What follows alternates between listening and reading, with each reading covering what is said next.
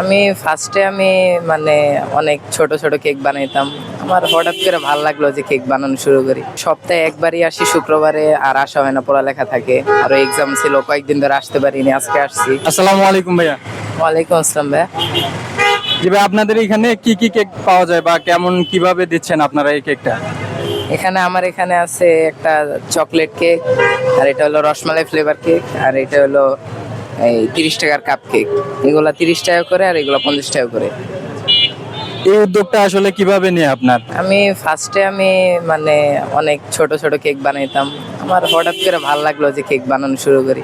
পরে থেকে আমি এগুলা মানে আস্তে আস্তে করে আমি একটা কোর্স করছিলাম, এরপর থেকে বানানো শুরু করছি। বিক্রি হচ্ছে বা কেমন সাড়া পাচ্ছেন এখন বর্তমান? বর্তমানে আমি সপ্তাহে একবারই আসি শুক্রবারে, আর আসা হয় না, পড়ালেখা থাকে, আর এক্সাম ছিল, কয়েকদিন ধরে আসতে পারিনি, আজকে আসছি। হচ্ছে আলহামদুলিল্লাহ, যা হয় আলহামদুলিল্লাহ ভালোই হয়। মানে মোটামুটি সাড়া পাচ্ছেন আর কি? মোটামুটি পাচ্ছি। রেগুলার আসলে সারা মোটামুটি পাওয়া যায়, কিন্তু আমি সপ্তাহে একবার আসি, সবাই পাওয়া যায় না, স্টুডেন্ট তো, পড়ালেখা থাকে। দিনে আপনি কয়টা কেক সেল করতে পারেন? আমি দিনে করি না, আমি মাগরিবের পর থেকে বসি, বা মাগরিবের একটু আগে আসি।